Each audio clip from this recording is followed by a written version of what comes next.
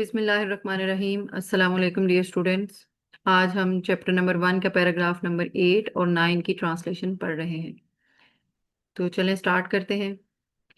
Through his reforms, حضرت محمد صلی اللہ علیہ وآلہ وسلم not only protected orphans legally but also elevated their status within the community. Through his reforms، اپنی اصلاحات کے ذریعے حضرت محمد صلی اللہ علیہ وآلہ وسلم نے حضور صلی اللہ علیہ وسلم نے نہ صرف پروٹیکٹ کیا، یعنی نہ صرف تحفظ دیا آرفنز یتیموں کو لیگلی قانونی طور پر، یعنی آپ صلی اللہ علیہ وسلم نے اپنی اصلاحات کے ذریعے نہ صرف یتیموں کو قانونی تحفظ دیا but also elevated their status within the community, بلکہ معاشرے میں ان کے معیار کو، ان کی حیثیت کو بھی بلند کیا۔ No taking care of them is recognized as a noble and rewarding act.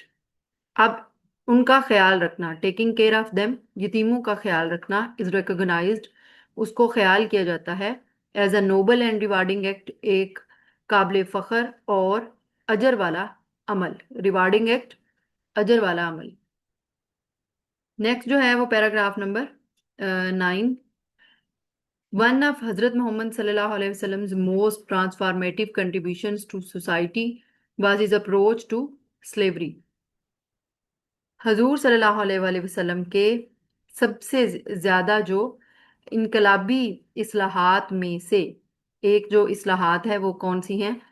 To society, معاشرے کے لیے، was his approach to slavery, وہ ان کی غلامی تک جو ہے، غلامی کا جو طبقہ تھا، غلام جو تھے، ان تک ان کی پہنچ تھی۔ ہز اپروچ ٹو سلیوری یعنی غلاموں تک ان کی پہنچ تھی۔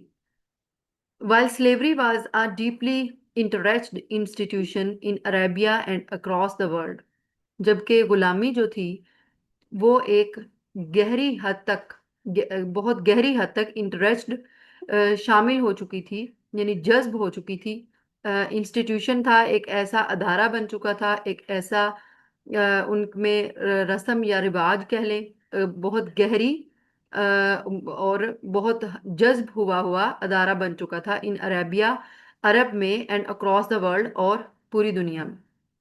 دا رسول اللہ initiated reforms that gradually undermines its foundation۔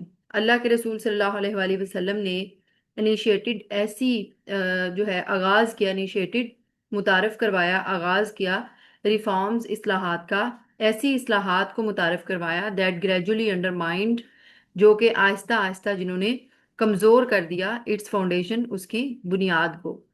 یعنی جو ہم نے اوپر جو بات کی ہے کہ غلامی کی جو جڑیں تھیں وہ بہت گہرائی کی حد تک کھو چکی تھی، یعنی جذب ہو چکی تھی، ایک اور وہ ایک ایسا گہرا ادارہ بن چکا تھا عربیہ میں اور اکراس دا ورلڈ، پوری دنیا میں۔ اللہ کے رسول صلی اللہ علیہ وسلم نے آہستہ آہستہ اپنی ایسی ریفارمز جو تھیں، انیشیٹڈ ریفارمز، ایسی ریفارمز کو متعارف کروایا جنہوں نے آہستہ آہستہ اس کی بنیاد کو، یعنی اس غلامی کی جو بنیادیں تھیں ان کو کمزور کر دیا، انڈرمائن اٹس فاؤنڈیشن، اس کی بنیادوں کو کمزور کر دیا۔ تو یہ ہے پیراگراف نمبر 8 اور 9 کی ٹرانسلیشن۔ اور آپ کو کسی بات کی سمجھ نہیں آئی تو آپ پوچھ سکتے ہیں۔ اوکے، اللہ حافظ۔